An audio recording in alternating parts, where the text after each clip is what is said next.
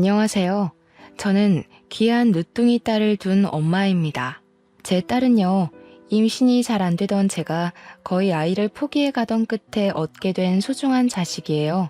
딱 나이 40 되는 해에 기적적으로 임신이 되어서 40살 끝 무렵 출산을 하였습니다. 딸은 출가 외인이라서 시집을 가버리면 이제 남의 집사람이 되는 거라고 하던데 저는 그런 말이 너무 싫었어요. 제 배 아파 낳은 자식을 마치 다른 집에 바치기 위해 낳은 것처럼 함부로 말하는 것 같아서였죠. 우리 딸은 어딜 가더라도 내 집사람이고 내 딸이라는 걸 저는 항상 딸에게 말을 해줘요. 솔직히 시집 자체를 안 가면 좋겠지만 만약 가게 된다면 부디 한 발자국 뒤에 돌아올 곳이 있다는 생각을 꼭 가졌으면 좋겠다고 생각했거든요. 이렇게 아꼈던 제 딸이 결혼을 한다면 제발 좋은 사람이랑 하길 바라기도 했어요. 그런데 제가 너무 우리 딸만 생각하느라 정작 제 자신과 남편을 돌아보지 못했던 거예요. 딸은 문제없이 잘만 커주었는데 부모인 저희가 많이 모자랐어요. 제게는 사위가 있었습니다. 우리 딸이 사랑한 남자면 우리한테도 아들이나 다름없다고 받아들인 사위였는데 저는 당시 사위를 통해서 사람을 너무 믿어도 안 된다는 걸 깨달았습니다. 제가 우리 귀한 딸 옆에 들어앉은 도둑놈을 알아보지 못하고 아들아들 거렸던 게 아직도 후회가 돼요. 저희 부부 나이가 60 중반을 바라보고 있을 때 우리 딸이 결혼을 했거든요. 딸은 한참 꽃다운 나이였지만 부모인 저희는 할머니 할아버지 수준이라서 괜히 딸의 이미지를 실추시키는 꼴일까봐 걱정을 한 번씩 했습니다. 그런 마음은 딸이 태어났을 때부터 그랬어요. 늦은 나이라도 딸이라는 축복을 받을 수 있게 돼서 정말 기뻤지만 한편으로는 걱정도 되는 게 나이였습니다. 주위에서 애를 너무 늦게 가지면 나중에 아이가 부모님을 부끄러워한다는 말을 들었거든요. 남편은 다른 사람 말 같은 거 신경 쓰지 말라고 설령 우리 딸이 늙은 부모님을 창피한다면 이해해줘야 되는 거라고 다독여 주었어요. 저는 제가 상처받을까봐 겁이 나는 게 아니었어요. 우리 딸도 젊은 부모님이랑 어울리고 싶을 텐데 그것 때문에 혹시 친구들한테 놀림이라도 받을까봐 그런 게 걱정이었습니다. 하지만 아이는 제 걱정이 무색할 정도로 정말 건강하고 밝게 자라주었어요. 저희를 부끄러워할지도 모른다는 걱정을 했던 게 오히려 더 창피할 만큼 딸이 저희를 정말 끼고 살았습니다. 딸은 초등학교 졸업을 할 때까지도 계속 저희 부부 사이에서 잠을 잤었어요. 세상에 어느 자식이 안 소중하겠냐마는 제가 딸을 너무 소중하게 키웠다 보니까 결혼마저도 시키고 싶지 않더라고요. 저도 병적인 모성애라는 거 압니다. 제 마음인데도 제가 어쩌지 못해서 조절하느라 늘 진땀을 빼거든요. 최대한 딸이 좋다고 하는 대로 살게 해주고 싶었는데 딸의 결혼은 제게 좀 큰 산이었어요. 막상 딸이랑 떨어질 생각하면 상상만으로도 눈물이 나더라고요. 그래서 남들 몰래 딸이 결혼하고 싶다는 남자만 안 데려왔으면 좋겠다. 그렇게 바라며 살았습니다. 그런데 딸의 인생이 어디 제 마음대로 되나요? 제 딸이 대학을 졸업하자마자 제가 그토록 기피하고 싶은 상황이 닥쳐버렸어요. 요즘 애들에 비하면 너무 빠른 나이에 결혼하고 싶은 남자가 생겨버린 거예요. 딸이 행복해하면서 무작정 소개해준 청년은 풍채가 좋고 수더분하게 생긴 사람이었습니다. 곰돌이상처럼 생겼는데 솔직히 첫인상으로 봤을 때는 우리 딸이 좀 더 아까웠어요. 남의 집 자식이고 딸은 내 자식이라서 그렇게 보는 것도 있지만 일단 우리 딸이 똑똑해서 학력이 좋거든요. 그런데 딸이 데려온 청년은 대학을 안 나왔대요. 20살이 되자마자 일터로 뛰어들어 먹고 살았답니다. 그 청년을 딱 처음 보자마자 느낀 점은 우리 딸보다 나은 것이 없었고 착실하게 사는 내 딸을 깨어낸 도둑놈이라는 것밖엔 없었습니다. 그럼에도 제 딸이 그 청년을 너무 많이 좋아하더라고요. 귀엽다나 뭐라나. 그래서 계속 집에 데려오는 걸 내버려두고 있었는데 신기하게도 딸이 귀엽다 착하다 하도 칭찬을 해대니까 저까지 그렇게 보이기 시작하는 거 아니겠습니까? 그 청년한테서 첫 만남 때만으로는 알 수 없었던 장점들이 시간 갈수록 속속들이 나타나더라고요. 에이, 우리 장모님 또 혼자 무거운 거 들려고 하시네. 돌쇠 같은 사위 두고 왜 계속 잡일을 하려고 하세요? 가서 앉아 계시면 제가 장모님 있는 곳으로 대령해 드리겠습니다. 요즘 젊은 사람들은 늙은이들이랑 어울리기 귀찮고 할 일이 바빠서 남 일에 간섭도 잘 안 한다고 알고 있어요. 그런데 이 청년은 자기를 사위라고 지칭하고 저를 장모라고 불러주면서 집안의 굳은 일을 전부 도맡아 해줄 뿐더러 애교가 엄청 많더라고요. 우리 딸만으로도 웃을 일이 많은데 난생 처음으로 남의 자식 때문에 하하 웃어보기도 했습니다. 이처럼 제가 결혼을 허락했던 건 사위 성격이 너무너무 좋았기 때문이었어요. 사위의 다른 것이 전혀 안 보일 정도로 오로지 성격에만 매료가 되어버린 거죠. 그리고 이건 좀 나중에 들은 사실인데 사위가 우리 딸을 굶기지 않을 정도로 재력이 충분한 사람이더라고요. 가난한 사위라면 우리 딸이 같이 등골 빠지게 고생을 해야 되잖아요. 이왕 결혼하는 거 잘 사는 놈이랑 했으면 했는데 우리 사위가 딱 그 짝인 게 아니겠습니까? 그리고 무엇보다 제가 100점짜리 사위라고 생각했던 건 사위 사정을 들어보니 사위한테는 부모님이 안 계시는 것 같더라고요. 어릴 적 안 좋은 사고로 일찍 돌아가셨다고 했습니다. 그 사실이 너무 안타깝고 마음이 쓰였지만 다른 마음으로는 살짝 안심이 되었어요. 우리 딸이 시집살이로 고생하는 건 제가 절대 못 보거든요. 아마 사돈댁이 없어서 제가 사위를 더 따뜻한 마음으로 품지 않았나 싶습니다. 그리고 사위가 우리 남편한테 크게 점수를 따인 부분이 있는데요. 사위가 하는 일이 바로 골프장 사업이더라고요. 제 남편이 마침 골프광이라 부를 정도로 골프에 빠져있는 사람입니다. 그런 상황에서 사위 사업장이 그렇다고 하니까 사위를 바라보는 남편 눈이 완전 빛이 나더라고요. 언제든지 말씀하세요, 장인어른. 제가 모시겠습니다. 제가 카운터에 장인어른 등록해 놓을게요. 장인어른 이제부터 공짜로 골프 치시는 거예요? 참, 이번에 장비도 바꿔보시는 게 어때요? 제가 이미 하나 마련해둬서 거절하시면 골프채가 주인 잃습니다. 엄마야, 세상에 어디서 이런 복덩이가 들어왔을까? 복덩이도 아니지. 완전 금덩이 수준이야, 금덩이. 역시 우리 딸이 보는 눈까지 이 애비를 닮아서는 신랑감 하나 잘 골라왔다. 아직 결혼한 것도 아닌데 사위는 저희한테 이미 사위나 다름없는 사람이었어요. 저희 집을 드나드는 것도 제법 자연스러워졌고 2달 정도 지났을 때는 저희 집에서 저녁을 먹고 가곤 했어요. 저는 우리 딸이 시집살이 안 하게 된 것처럼 사위한테도 처가살이 따위 모르게 하고 싶어서 올 때마다 잘해줬습니다. 그렇게 제 딸 결혼식이 임박할 동안 우리는 벌써 한 식구가 되어 있었죠.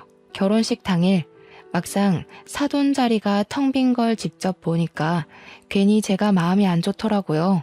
사위도 결혼식 때는 마음이 싱숭생숭할 텐데 사위 기분도 걱정이 되었고요. 많은 사람들 앞이라고 속없이 싱글벙글 웃으면서 제 딸 손을 넘겨받는 사위를 보니 마음이 참 찡했습니다.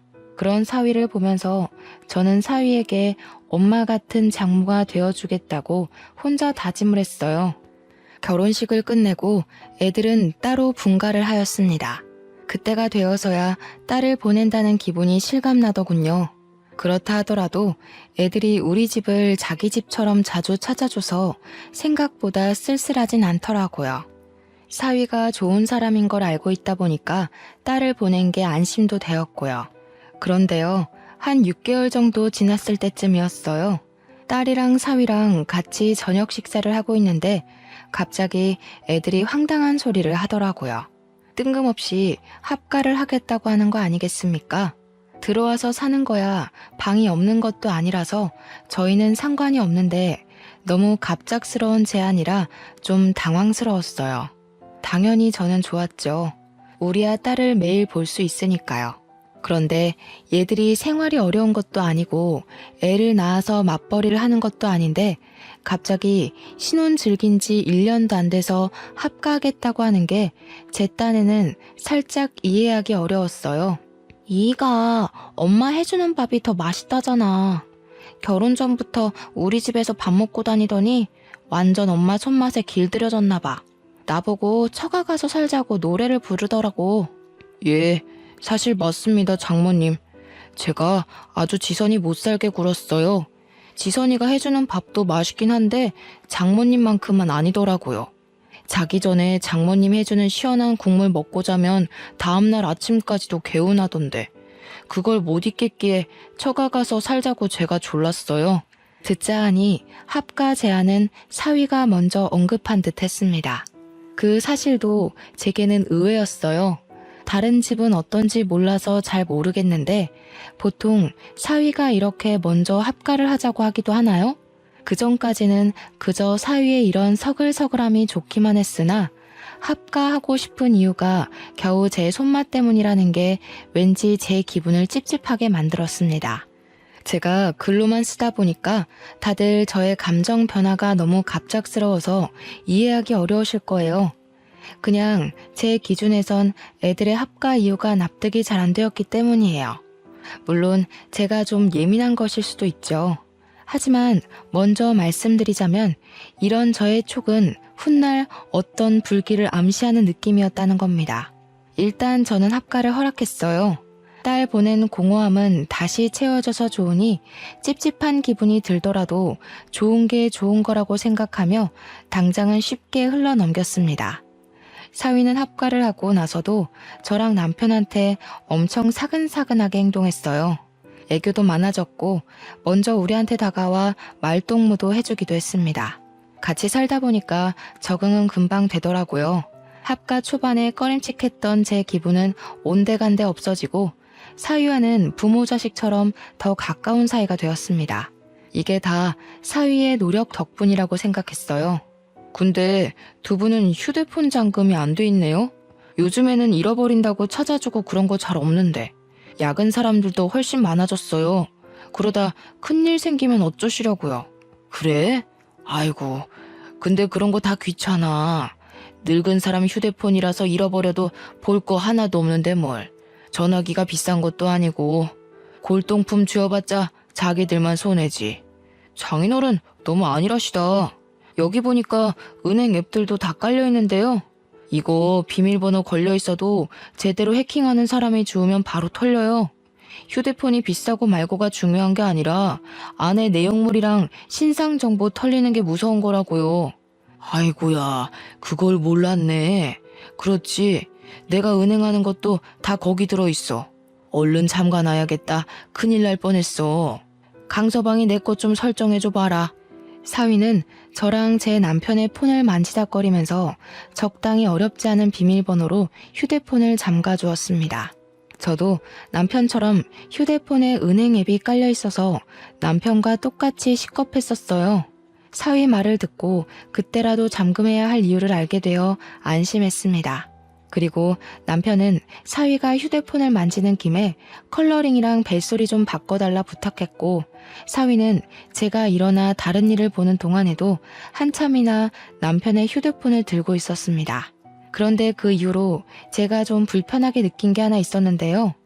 남편이 휴대폰에 관해 모르는 걸 먼저 묻는 경우는 뭐 그럴 수 있다고 쳐도 화장실 가고 없는 남편의 폰을 허락 없이 만지면서 이것저것 살피는 사위 행동이 좀 그렇더라고요. 제가 더 거슬렸던 건 그런 행동이 한두 날이 아니었다는 겁니다. 왜 허락도 없이 남의 휴대폰을 거의 매일 만지는 거죠?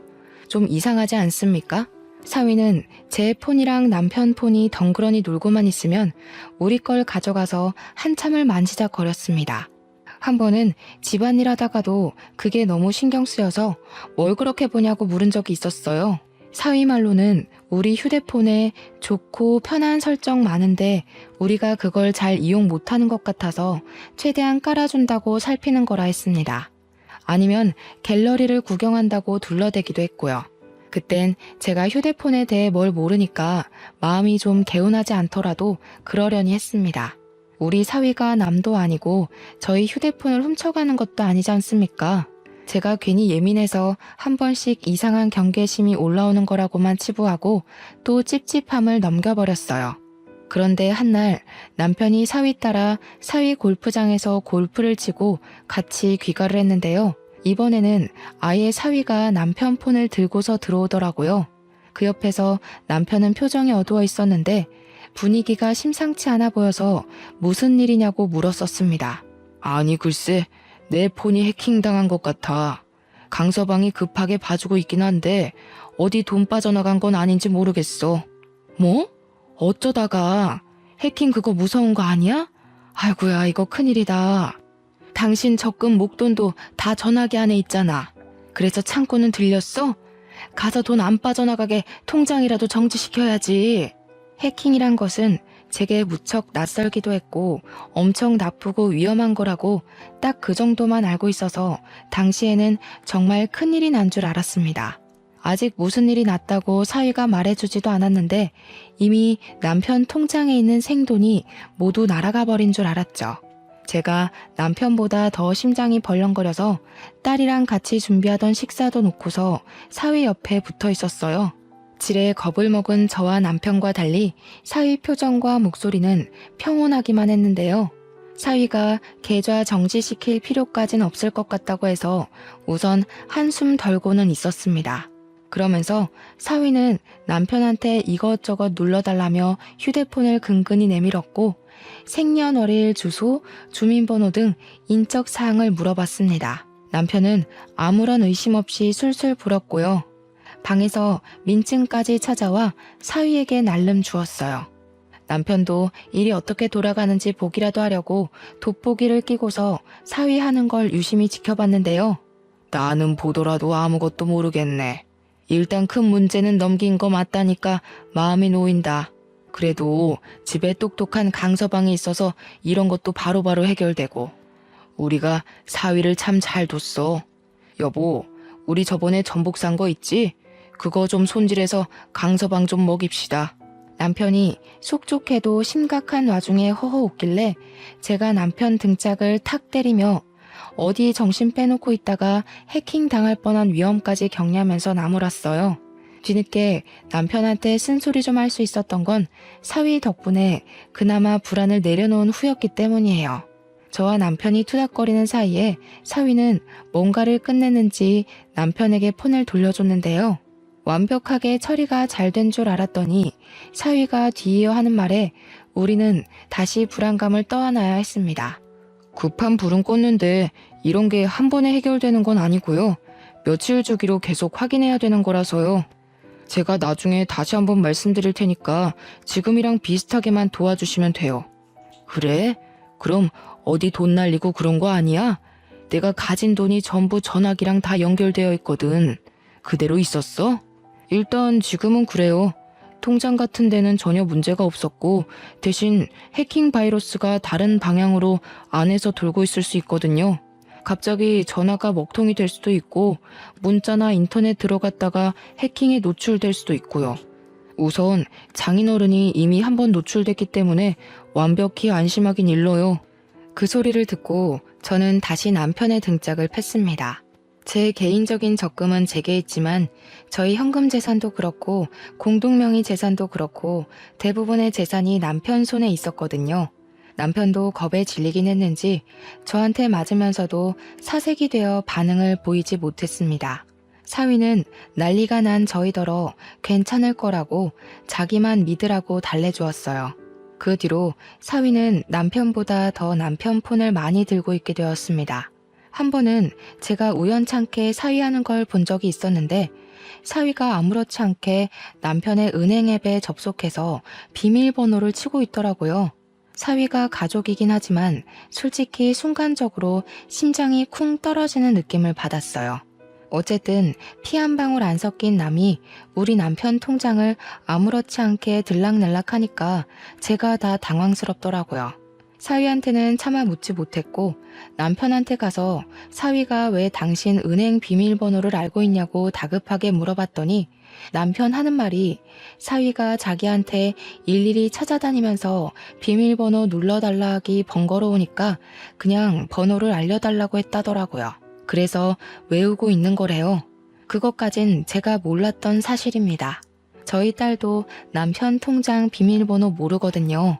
그런데 사위가 알고 있다는 게 좀 해킹 문제 때문에 어쩔 수 없다고 하지만 엄연히 재산 공개나 다름없는 거라서 조금 당황스럽고 불편했습니다. 어쨌든 사위 부탁대로 남편은 몇 번이나 사위를 도와 폰을 맡겼어요. 그 일이 오죽 지속이 되었으면 아직도 해킹 문제가 남았냐며 딸까지도 의아해하더라고요. 하지만 사위는 그저 진지하고 꼼꼼하고 심각하기만 해서 아무도 건드릴 수가 없었습니다. 그러다 남편 일이 제대로 해결되기도 전에 제 심장이 한 번 더 바닥을 친 적이 있었는데요. 여느 때처럼 평범한 날에 저한테 문자 하나가 도착했었습니다. 파란색 글씨가 반짝반짝한 게 뭘 누르게 되어 있어서 그걸 생각 없이 눌렀거든요. 그런데 언제 나타났는지 갑자기 뒤에서 튀어나온 사위가 제 폰을 뺏으면서 막 열을 내며 침을 튀기는 겁니다. 장모님, 그런 거 함부로 누르시면 안 돼요. 아, 망했다. 장모님 폰까지 털린 것 같은데. 이런 게 제일 흔하게 해킹당하는 방법이라고요. 이거 빨리 알아봐야겠는데요? 뭐? 아유, 그럼 어쩌나? 어떻게 좀 해봐. 나는 그냥 뭘 눌러야 하는 건가 싶어서 생전 그런 게 안 오더니 왜 갑자기 그런 게 날라오고 난리래? 너네 장인어른 문제 때문에 혹시 나한테까지 날라오고 그럴 수 있는 거야? 그건 더 알아봐야 돼요. 아마 그랬을 수도 있고요. 아니면 요즘 이런 수법은 흔해서 막 뿌리는 방법이거든요. 잘 아는 사람들은 이미 의심부터 해서 웬만하면 안 누르는데 장모님은 모르셨으니까 어쩔 수 없죠. 남편을 나무랐던 게 고작 한 달 전일 때였는데 그걸 한심하게 봤던 제가 똑같은 짓거리를 저질러버린 셈이라 무척 당황스러웠습니다. 또 남편일 때보다 훨씬 큰 두려움도 다가왔죠. 제가 남편보다는 돈을 적게 안고 있는 편이었지만 저 또한 적은 돈은 아니었거든요. 그 돈이 다 날아갈까봐 그저 사위를 믿고 사위가 시키는 대로 다 해주었어요. 당연히 저도 민증까지 가져와서 사위한테 고스란히 바쳤죠. 남편 입장이 되어보니까 남편처럼 속수무책으로 사위한테 모든 걸 대령할 수밖에 없더라고요. 잘 알지도 못하는 해킹이란 구덩이에 빠지니까 제게 동아줄을 던져주는 사위의 도움만이 살 길이라 생각이 들었습니다. 그게 썩은 동아줄인지 가시 박힌 동아줄인지 그런 것도 판가름할 정신이 없이요. 남편이 폰에 대해 잘 모르는 만큼 저도 기계는 전혀 다룰 줄 몰라서 사위가 제게 폰을 보여줄 때만 들여다보곤 했습니다. 제 것도 남편 것처럼 며칠이 걸렸어요. 저는 남편처럼 밖을 쏘다니는 사람이 아니기 때문에 집에만 있었는데 그래서 사위도 제 곁에서만 폰을 만졌습니다. 어떤 날엔 한참 사위 맞은편에서 자리를 지키고 앉아있는데 때마침 세탁기가 다 된 소리가 났어요. 그 바람에 잠깐 자리에서 일어났다가 일어난 김에 사위가 누르고 있는 화면을 보게 되었습니다. 무슨 비대면 실명 인증 절차? 이해하긴 어렵지만 의문스러운 문구가 적혀 있는 겁니다. 역시 옛날 사람인 제가 빠르게 알아차리기엔 어려운 용어라서 그대로 세탁실에 갔고 잠깐만 있다가 다시 사위가 있는 곳으로 돌아왔습니다. 그러면서 또 사위가 뭘 하고 있나 화면을 슬쩍 보았죠. 이젠 화면에 모바일 신용대출 신청서라 적힌 글자가 있더라고요. 대출 신청서? 그 정도는 저도 알아들을 수 있는 말이었습니다. 대출한다는 거잖아요. 그런데 대출이랑 해킹은 관련이 없지 않습니까? 사위가 손가락을 빠르게도 올리면서 열심히 제 신상 정보를 신청서에다 적어 내려가는 중이었어요. 거기다 대고 제가 뭐 하는 거냐고 대놓고 물어봤죠. 그랬더니 사위는 제가 뒤에 온 줄 몰랐던 건지 제 목소리에 비명을 지르며 휴대폰을 놓쳤습니다. 제가 그걸 주우려고 하자 사위가 그 퉁퉁한 체격으로 아주 잽싸게 주워서 멀찍이 도망가 버렸어요. 그러면서 저더러 자기가 놀랐던 감정만 호소하더라고요. 그런 것도 다 해킹 알아보기 위한 하나의 방법이라면서 다 생각이 있어서 그러는 거라고 신경 쓰지 말라 했습니다. 그때부터 저는 뭔가 이상하다는 걸 눈치챘어요. 그래서 사위가 출근하고 집에 없을 때 딸을 불러다가 물어봤습니다. 내가 아무리 생각해도 대출 신청서는 대출을 할 거라는 의미 같거든? 도대체 그런 걸 신청해서 어떻게 해킹 바이러스를 잡는다는 거냐? 엄마가 잘 몰라서 그러는데 정말 그런 게 있긴 해? 그런 게 있을 리가 없지. 뭔가 이상한데? 엄마, 제대로 본 거 맞아? 나도 해킹에 대해선 잘 모르긴 한데 대출 신청서로 해킹 잡아낸다는 건 듣도 보도 못했어. 엄마가 잘못 본 걸 거야. 감히 장모 이름으로 대출 신청하는 사유가 어딨겠어. 아니라니깐. 이 엄마가 다른 건 다 안 좋아도 시력 하나는 건강하잖니. 정말 대출 신청이라고 돼 있었어. 네가 나중에 사위한테 슬쩍 한번 물어봐봐. 에이, 엄마는 아직도 사위가 어떤 사람인지 몰라? 그 순둥순둥한 사람이 어디 그런 꼼수를 부릴 만한 배짱이 되겠어? 말이 되는 소리를 해야지. 딸이 제 말을 믿지 않으며 설렁설렁 대응을 하길래 저는 난생 처음으로 딸에게 언성을 높이면서 똑똑히 봤다고 지금 엄마 바보 취급하는 거냐고 호소를 하였습니다. 절대 잘못 본 거 아니니 제발 좀 알아봐 달라고 사정까지 했어요. 그랬더니 딸은 제 반응에 당황해서 저를 달래주었고 이내 곰곰이 생각하더니 나중에 사위 오면 물어보겠다고 했습니다. 그리고 그날 밤 딸이랑 사위 다투는 소리가 거실 밖까지 새어나왔어요. 미친 거 아니야? 당신 지금 우리 엄마 아빠한테 사기친 거야? 제정신이 아니고서야 어떻게 장인 장모 돈을 빼먹을 생각해? 내 상식선에선 진짜 이해 안 되거든? 무슨 이런 인간 말종이 다 있어? 무슨 말이 그따위야. 힘들면 부모 되는 사람이 자식 뒤에서 등 좀 밀어줄 수 있는 거 아니냐? 장인 장모님이 사위 미천 대줄 능력이 안 되니까 대출이라도 받으려고 했던 건데 뭘 사기꾼이야. 야 미친놈아. 그게 사기꾼이야. 허락도 없이 돈 쳐 빼가는 게 사기지 뭐냐고. 이거 완전 도둑놈 새끼네. 진짜 기가 차서 웃음도 안 나온다. 당신 이거 우리 부모님 기만한 거야. 우리 엄마 아빠가 아무것도 모른다고 해킹으로 사기나 치고 대놓고 개인정보 캐묻고 어쩜 그렇게 뒤통수를 칠 수가 있어? 알고 보니 사위가 저랑 제 남편이 허술하게 휴대폰을 관리하는 걸 파악하고서 저희 이름 앞으로 대출을 받아 자기가 쓰려고 했던 거였습니다. 해킹을 당했다는 거는 역시나 아무것도 모르는 저랑 남편에게 거짓말을 한 것이었고 사위가 저랑 남편을 물로 보고서 대놓고 속여먹은 거였어요. 듣자 하니 이미 대출을 몇 번 받았더라고요. 액수가 한 6천만 원은 되는 것 같았습니다. 밖에서 기함을 하고 있는데 그 순간 방에서 무슨 뺨 갈기는 소리가 났고 저는 지체하지 않고 방에 들어갔습니다. 제 눈앞에는 바닥에 엎어져서 오른쪽 볼을 감싸고 있는 딸이 있었어요. 제 귀한 딸이 잘못 없이 쓰러져 있자 눈이 돌아버린 저는 저보다 훨씬 덩치 큰 사위에게 바로 덤벼들었습니다. 나약한 힘으로 사위를 힘껏 밀어버렸는데 그놈의 커다란 풍채 때문에 꼼짝도 안 하더라고요.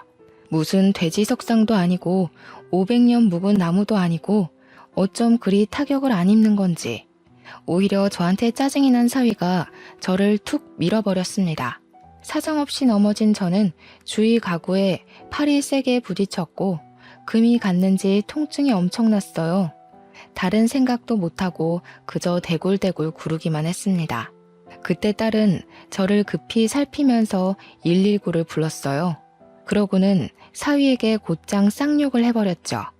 나중에 119까지 들이닥치니 그제야 방에서 슬 나와 본 남편은 제가 다친 걸 보고는 얼른 쫓아와 부축을 해주었고 저희는 모두 병원으로 향했습니다. 물론 사위는 빼고요. 나이가 있어서 그렇지 깁스하고 조심하면 금방 다시 뼈가 붙을 거라고 의사 선생님이 안심시켜 주었는데요. 한숨 돌리고 난 후에야 저희는 아까 있었던 일을 다시 생각해 볼 수 있었습니다. 딸은 굉장히 화가 난 상태였어요. 우선 자기 신랑이 우리한테 패기친 부분을 가장 크게 담아두고 있었어요. 딸은 집으로 돌아가는 길에 사위를 경찰에 신고해버렸습니다. 제가 딸을 잠시 말리면서 신고를 해버리면 너네 이혼할 수밖에 없다고 했더니 딸이 그딴 도둑놈 새끼랑은 못 산다고 당연히 이혼할 거라 하대요. 그래서 딸이 마음대로 하도록 저도 내버려 두었습니다. 사실 딸이 그렇게 말해주길 제가 기대했는지도 모르겠네요. 그렇게 바로 경찰서로 간 저희는 사위에게 무슨 짓을 당했는지 세 식구 다 진술서 작성하고 난 뒤에 사위를 만났습니다. 저는 둥그런 덩치를 하고서 작은 의자에 앉아있는 사위가 원망스러워서 후다닥 달려가 사위 등짝을 몇 대나 팼어요. 이 못난 놈, 못났다 못났어.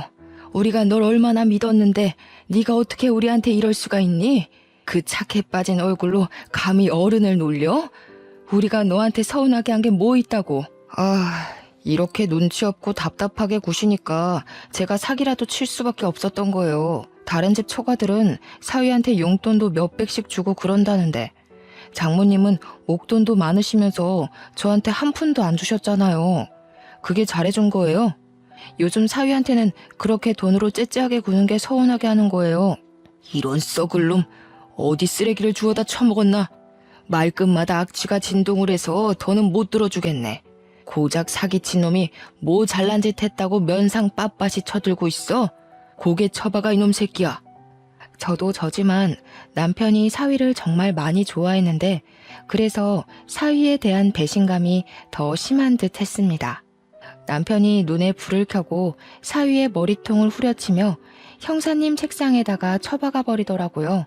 평소 골프하느라 팔 근육이 죽지 않고 단련이 되어 있었는데 제가 덤비면 꼼짝도 안 했던 사위가 남편 손짓 한 방에 힘도 못 쓰고 머리를 박았습니다. 심지어 남편은 아무리 생각해도 분이 안 풀린다면서 한 대로 모자라 두세 대는 더 뒤통수를 후려 갈겼습니다. 그러자 처맞고 있던 사위가 짜증을 팍 내면서 벌떡 일어났는데 남편은 사위의 커다란 덩치에 놀라지 않고 바로 발등을 콱 밟으면서 반대 딸이 정강이까지 차버렸어요. 그렇게 노려보면 어쩔 건데? 이 지옥불에 떨어질 놈 같으니라고. 부모 없다길래 불쌍해서 신경 좀 써줬더니만 아주 우리를 봉으로 보고 있어? 그 머리로 뒷일까지 생각 안 한 거 보니 그냥 똥멍청이가 따로 없구나.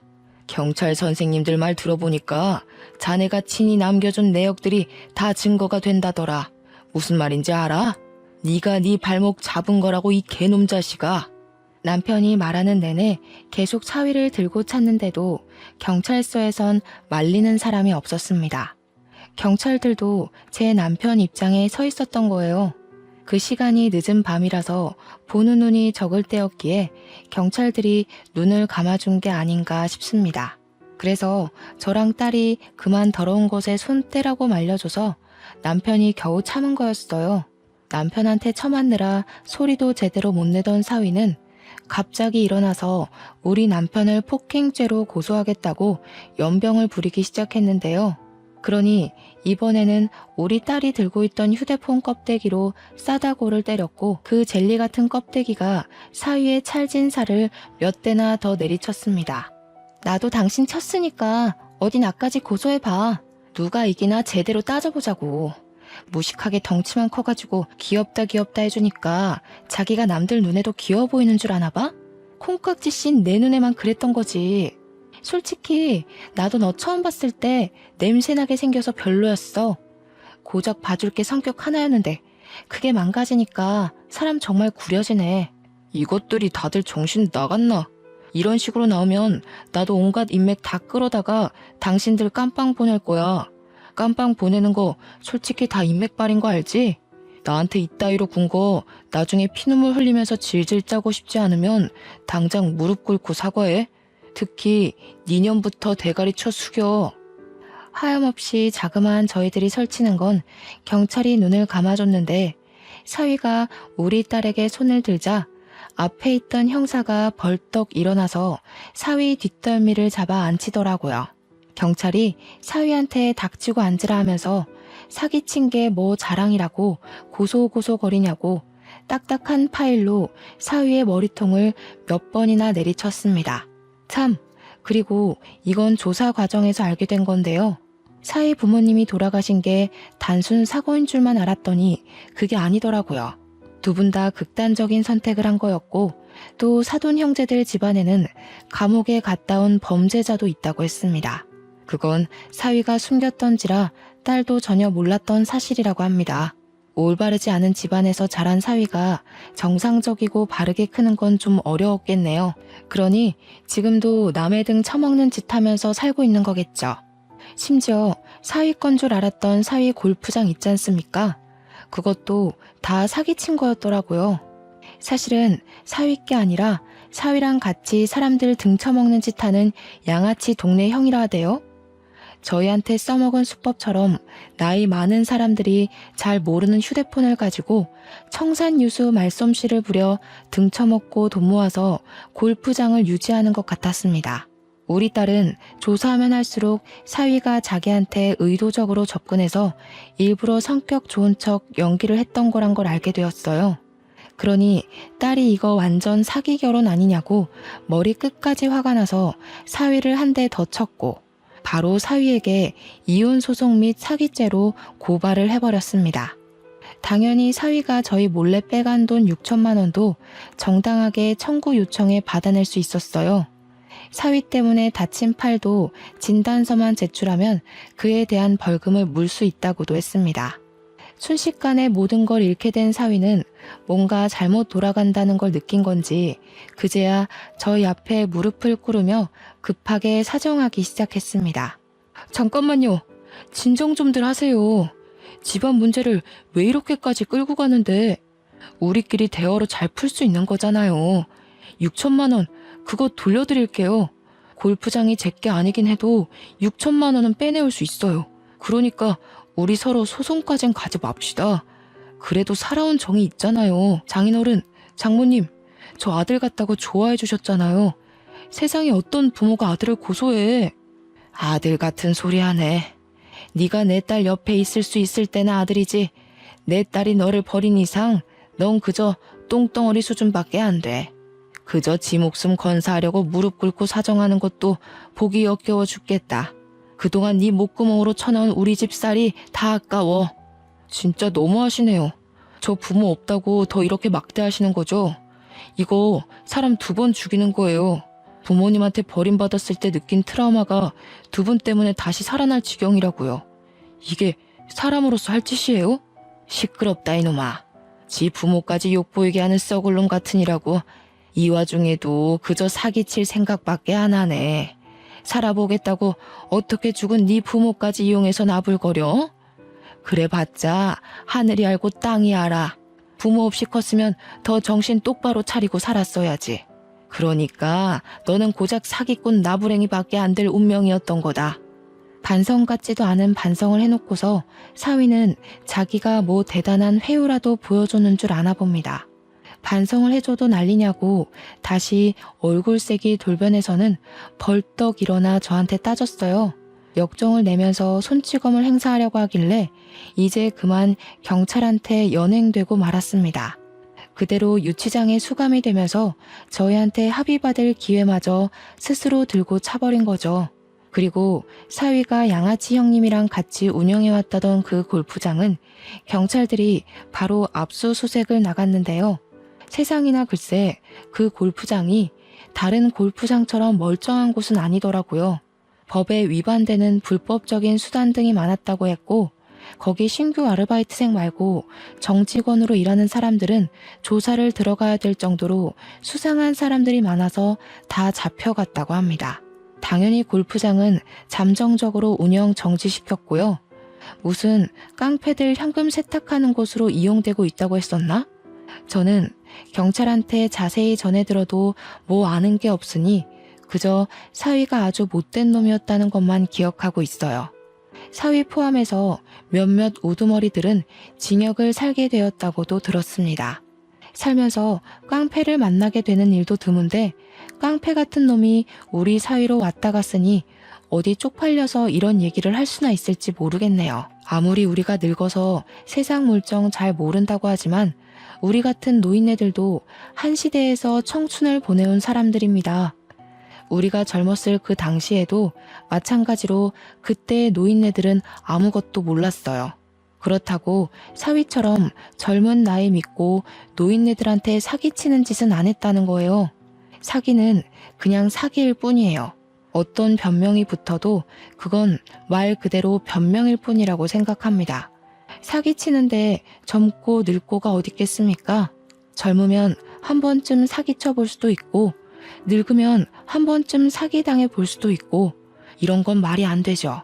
똑같은 인간인데 같은 땅덩어리에서 같은 목숨을 갖고 사는 사람이 그러면 안 되는 겁니다. 도대체 어떤 마음으로 살아야 사위처럼 결혼까지 해서 돈을 빼올 생각을 하는지 그건 아직도 이해하기 어렵고 잘 모르겠네요. 어쨌든 제 딸은 다행히도 이혼을 했다고 해서 그리 큰 타격을 받은 건 아니지 싶었어요. 친구들이랑 통화하면서 매일 밤 사위 욕을 하는 걸 들었거든요. 만약 재기할 수 없을 만큼 큰 상실감을 얻고 무너졌다면 훗날 이런 이혼 사실이 딸 인생의 트라우마로 남을 만큼 큰일이었다면 저렇게 다른 사람에게 쉽게 얘기하진 않지 않았을까 조심스레 생각해봅니다. 가끔씩 딸이 저랑 남편한테도 사위 욕을 하면서 정신 빠진 놈 데려와서 미안하다고 사과를 해줍니다. 이제는 만약 결혼 상대가 또 생긴다면 부부되는 기념으로 서로 같이 경찰서에서 명확하게 신원조회나 범죄조회를 하고 난 뒤에야 결혼하겠다고까지 했어요. 우리 딸이 씩씩하게 마음을 정리한 것 같아서 저와 남편은 많이 안심했습니다. 당분간 딸은 자기 삶에 집중하고 싶다면서 소개팅이 들어오면 한 3년은 거절할 거래요. 그러면서 하는 말이 사실 결혼을 해보니까 좀 피곤하고 재미없더라면서 다시 솔로가 된 기분을 실컷 만끽하고 싶다네요. 저희야 뭐 딸의 의사를 존중해주니까 그저 딸이 웃을 수 있다는 것만으로도 더 바랄 게 없습니다. 그런데 한편으로는 정말 괜찮은 사위가 있다면 진짜 내 식구 잘 살아볼 수 있었을 텐데 하는 아쉬움은 있어요. 그 사기꾼이 아쉽다는 게 아니라 그냥 사위의 존재가 있더라도 딸이 저희에게서 멀어지는 게 아니란 걸 느껴서 그런지 북적거렸던 분위기가 한 번씩 그립긴 하더라고요. 그렇다고 딸이 섣부르게 사윗감을 데려오는 건 또 안 바라네요. 참 욕심도 많죠? 어쨌거나 여러분들도 늘 스스로를 위해 너무 풀어지지 마시고 한 번씩 주의를 경계해보는 것도 나쁘지 않을 것 같아요. 이 사기꾼들도 만만한 사람한테 잘 들러붙더라고요. 우리 서로 조심해서 나쁠 것 없지 않습니까? 그럼 항상 좋은 일만 있으시고 몸 건강하시길 바라면서 저는 이만 쓰도록 하겠습니다. 감사합니다.